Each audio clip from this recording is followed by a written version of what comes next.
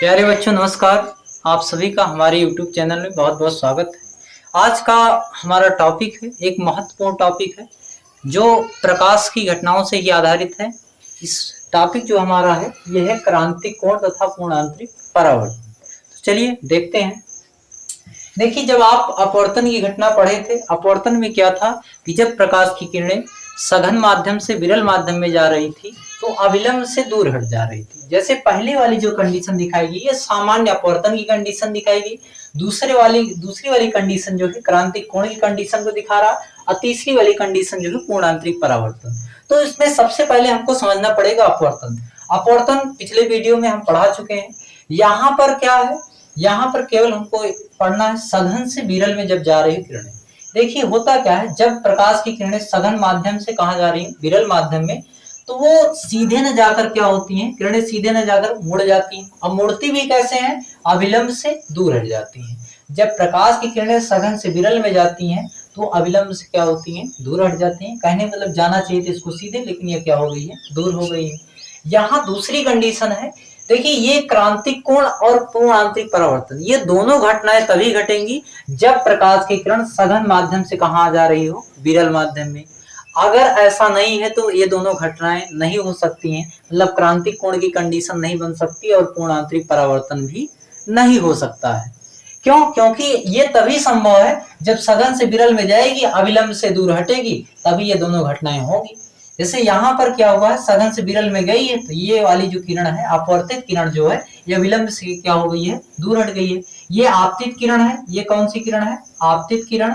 और ये जो आई है ये क्या है, आपतन कोण है। आर जो है अपवर्तन कोण है, और ये क्या है, अपवर्तित किरण। ये कौन सी किरण है, अपवर्तित किरण, ये अपवर्तित किरण है। यहाँ पर ये वाला सघन माध्यम है, इसको इंग्लिश में बोलते हैं डेंसर मीडियम, इंग्लिश में बोलते हैं डेंसर मीडियम। ये डेंसर है और ये वाला रेरर मीडियम है, रेरर मीडियम। यहाँ पर देखिए क्रांतिक कोण में क्या हो रहा है, जब यहाँ सघन से विरल में गई किरण तो अविलंब से दूर हट गई।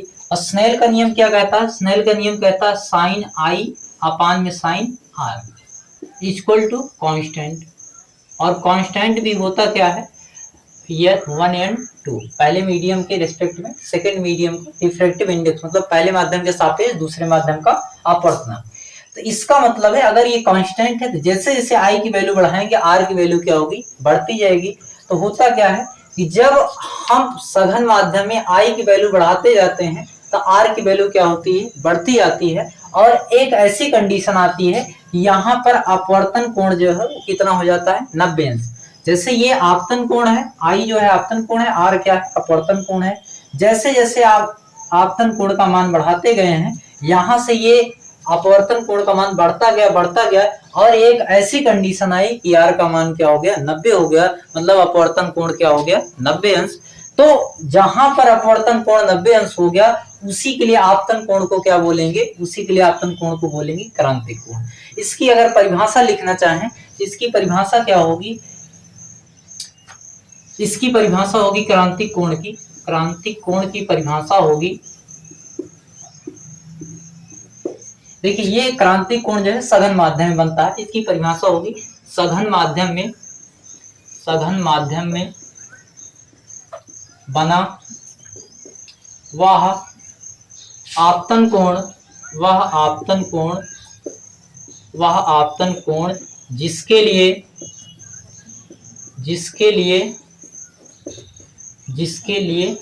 कोण जिसके लिए विरल माध्यम में अपवर्तन कोण 90 अंश हो जाता है या होता है।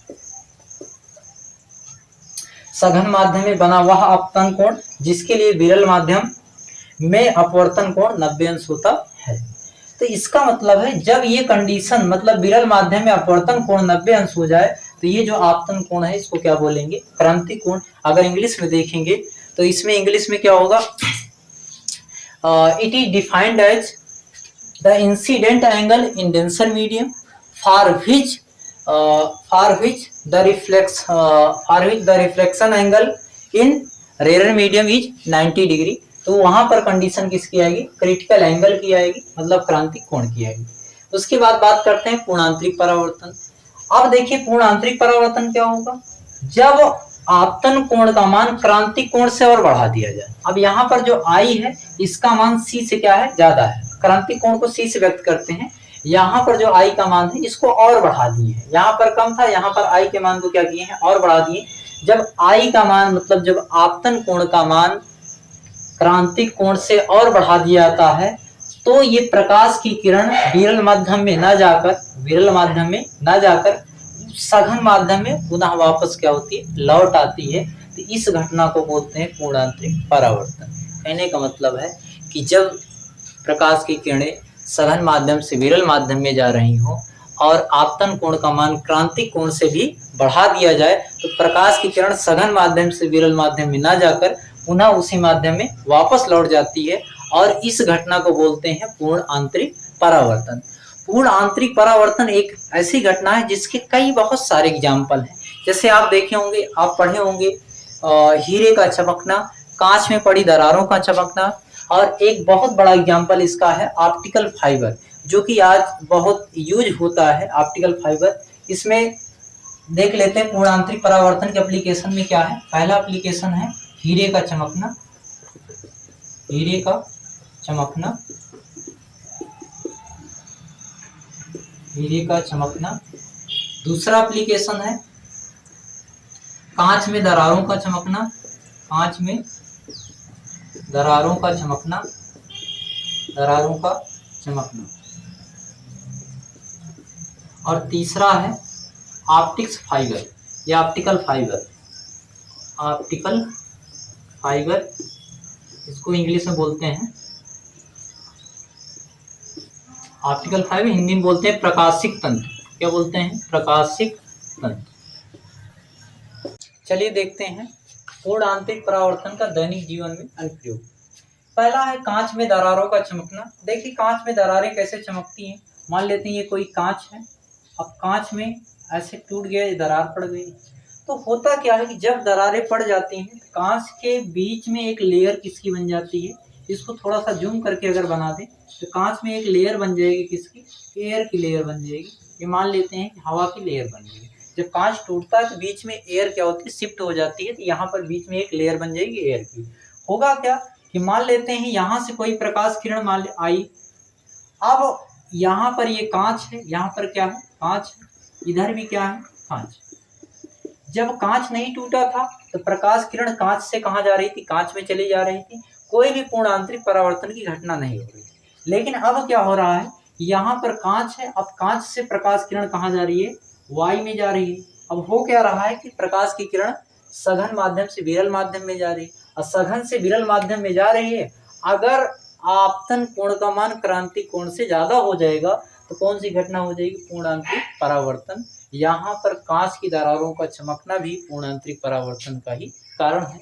होता क्या है कि पूर्ण आंतरिक परावर्तन हो जाता है जब प्रकाश की किरण कांच से दूसरी तरफ जाना चाहती है तो बीच में वायु आ जाती है और सघन से विरल में जाती है, तो यहाँ पर क्या होता है, पूर्ण आंतरिक परावर्तन। मतलब कांच की से जो प्रकाश किरण पहले पार कर जाती है, पार ना करके क्या होती है, बार बार रिफ्लेक्ट हो जाती है। इसीलिए क्या होता है, कांच की दरारें क्या होती है, चमकती। मान ली प्रकाश किरण इधर से आ रही है, इधर रिफ्लेक्ट हो जाएगी, इधर से आ रही है, इधर रिफ्लेक्ट हो जाएगी। बहुत सारी किरणें जो भी आएंगी वो क्या होंगी, बार बार रिफ्लेक्ट हो जाएंगी। इसीलिए कांच की दरारें क्या होती हैं, चमकती हैं। हमारे पास दूसरा टॉपिक है प्रकाशिक तंतु। प्रकाशिक तंतु एक बहुत ही, जान लीजिए इस समय साइंटिफिक यूज इसका बहुत हो रहा है। प्रकाशिक तंतु एक पाइप होती है, बीच में एक मीडियम होता है जिसका रिफ्लेक्टिव इंडेक्स, जिसका अपवर्तनांक क्या होता है, ज़्यादा होता है, और ये किनारे किनारे इसका अपवर्तनांक कम रखा जाता है। और इसमें जब लाइट इंटर की जाती है तो प्रकाश किरण ऐसे इंटर होगी और यहाँ से अब इसको डेंसर मीडियम बना देंगे, सघन माध्यम बना देंगे, इसको रख देंगे विरल माध्यम, इसको विरल माध्यम रख देंगे, और ये वाला जो रहेगा बीच वाला इसको क्या कर देंगे, सघन। अब प्रकाश की किरण सघन से कहाँ जा रही है, विरल में, तो इसका क्या हो जाएगा, पूर्ण आंतरिक परावर्तन। अब ये क्या होगी, प्रकाश किरण उसमें न जाकर बार बार इसी में रिफ्लेक्ट होगी, और ये पाइप जो होती है, मतलब जो प्रकाशिक तंतु होता है एक पाइप की तरह होता है। इसमें एक तरफ से प्रकाश चलता है तो दूसरी तरफ तक प्रकाश पहुंच जाता है, और प्रकाश का कोई भी हानि नहीं होती, प्रकाश की कोई लॉस नहीं होता है। इसलिए इसका यूज बहुत ही अधिक हो रहा है। इसका यूज आजकल ऑप्टिकल फाइबर के रूप में इंटरनेट में यूज हो रहा है, और इसका यूज इलाज के क्षेत्र में मतलब चिकित्सा क्षेत्र में हो रहा है कि आपके शरीर के अंदर ऑर्गेनिक जो ऑर्गन्स हैं उनकी जानकारी प्राप्त करने, उनकी इमेज जानने के लिए ये प्रकाशिक तंतु का प्रयोग किया जाता है। इसमें होता क्या है कि प्रकाश की किरणों का बार बार पूर्णांतरिक परावर्तन होने से प्रकाश एक सिरे से दूसरे सिरे तक बिना किसी हानि के क्या होता है पहुंच जाता है। इसका जो किनारे वाला एरिया है इसको विरल माध्यम रखा जाता है, और जो बीच वाला एरिया इसको सघन किनारे वाले को बोलते हैं क्लैडिंग बोलते हैं, और बीच वाले को बोलते हैं कोर। बीच वाले को क्या बोलते हैं? कोर।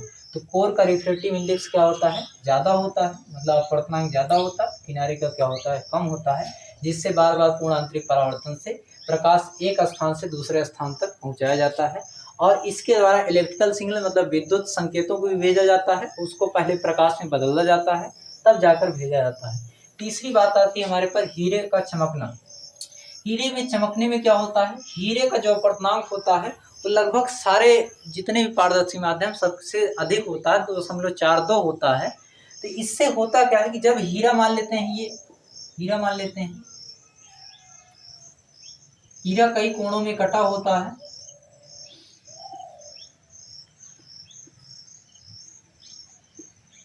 तो होता क्या है इसमें कि हीरे में जब प्रकाश की किरण इंटर हो गई है, बार बार प्रकाश किरणें जब जाती हैं बाहर निकलने का सोचती हैं, जैसे ही बाहर प्रकाश किरण बाहर से जाएगी, वायु से अगर जा रही हीरे में तब कोई दिक्कत नहीं, तब केवल अपवर्तन की घटना होगी।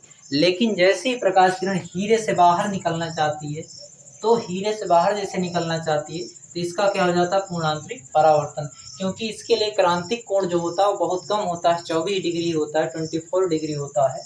तो बार बार क्या होता है? इसका पूर्णांतरिक परावर्तन होता है।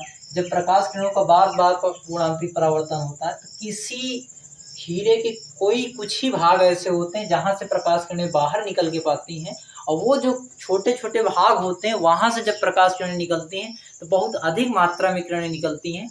इसीलिए क्या होता है? हीरा जो होता है चमकीला दिखाई देता है। कहा जाता है कि हीरा अंधेरे में चमकता है, लेकिन ये बहुत कम ही केसों में होता है, क्योंकि कुछ ही देर तक इसमें प्रकाश की किरणें ट्रैप रहती हैं, मतलब फंसी रहती है बाग में। कुछ ही क्षणों बाद ये बाहर क्या होती हैं? निकल जाती हैं। तो कांच में दरारों का चमकना, प्रकाशिक तंतु और हीरे का चमकना, ये सब किसके कारण है? पूर्ण आंतरिक परावर्तन, टोटल इंटरनल रिफ्लेक्शन के कारण है। आगे बात करेंगे कभी इंद्रधनुष की। इंद्रधनुष में भी क्या होता है? कुछ न कुछ पूर्ण आंतरिक परावर्तन की घटना होती है।